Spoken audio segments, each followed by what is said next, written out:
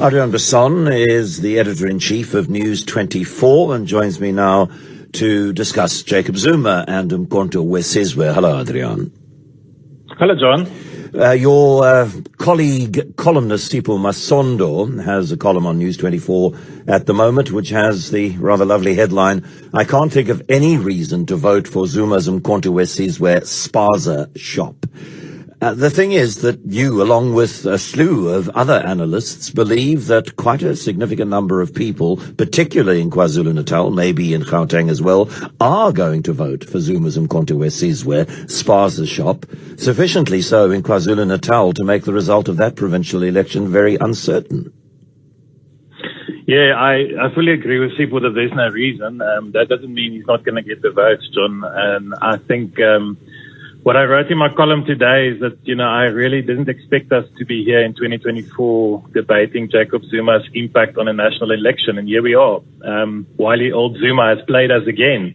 And I think the ANC should be most concerned, specifically in KwaZulu-Natal, John, when the ANC is now polling below 40% even. And really, really needs every single vote the party can get. We saw a weekend report, I'm sure you saw it as well in the Sunday Times, that Thabo Mbeki is going to be roped in, or the ANC hopes to rope in Thabo Mbeki to assist them with their campaign in KwaZulu-Natal, because they know what we know, and they're looking at the numbers, and that those numbers are not good for them. And any vote they lose to Jacob Zuma, who is still, I believe from my colleagues who live and work in that province, very popular in specifically the northern parts of KwaZulu-Natal.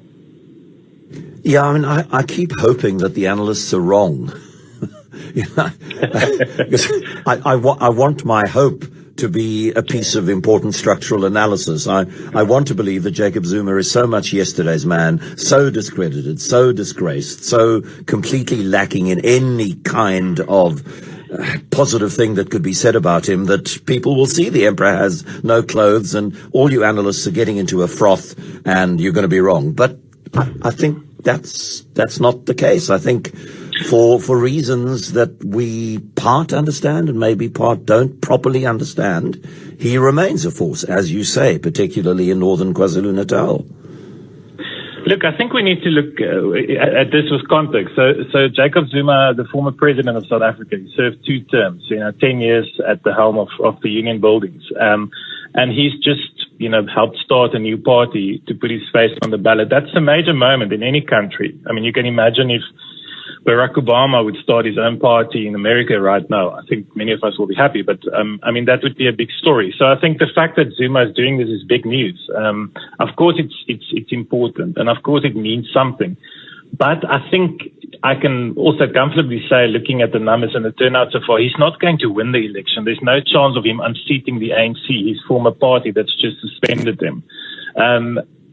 If it was a prior election, 2014, 2019, we could have said, oh, well, he's just going to be one of the small parties that will become irrelevant. He won't be the backbencher that sits in the KwaZulu-Natal legislature or even the National Assembly in Cape Town day after day, attending committee meetings, etc. But we are in a completely different landscape this year, John, with coalitions. I've just seen the results of the new Ipsos poll, which will be on News24 in the next hour or so. And we are going into an extremely tight election where the ANC very likely will drop below 50% nationally, definitely in Gauteng and KwaZulu-Natal. And the DA and the EFF are also doing interesting things in their numbers.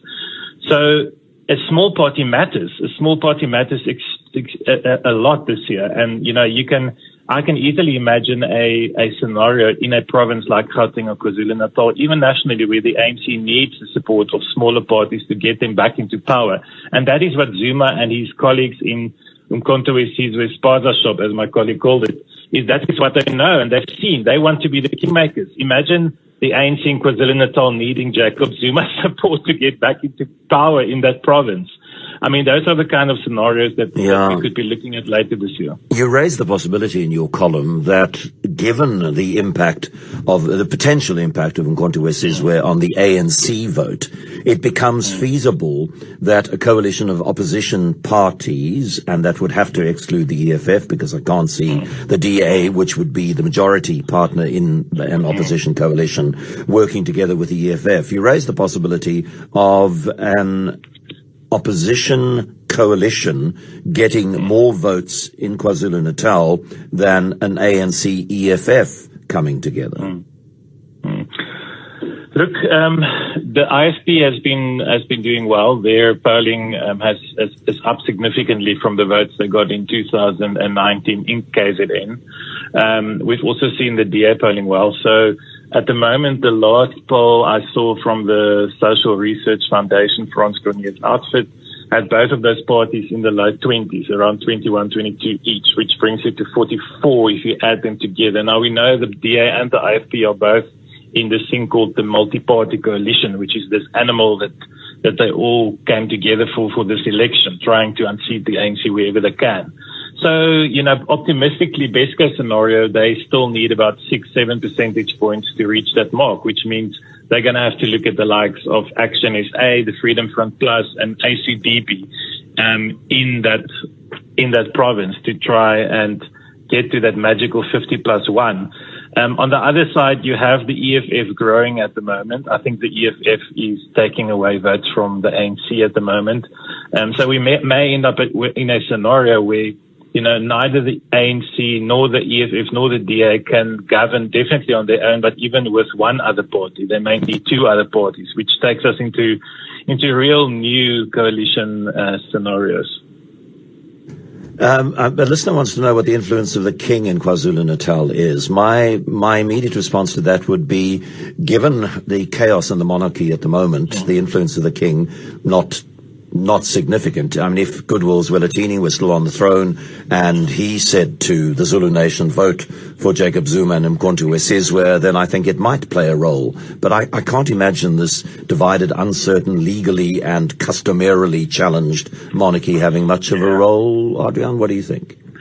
It will be important if he, expresses a preference. He normally doesn't do that. The king doesn't do that. But what we have seen is Ramaphosa cozying up to the new king massively. With that case in Pretoria at the moment, Pretoria High Court has seen the president taking the side of King Misuzulu, opposing the attempts by his family to unseat him. They lost the first round in that case, Ramaphosa and Misuzulu, so they're going back on appeal.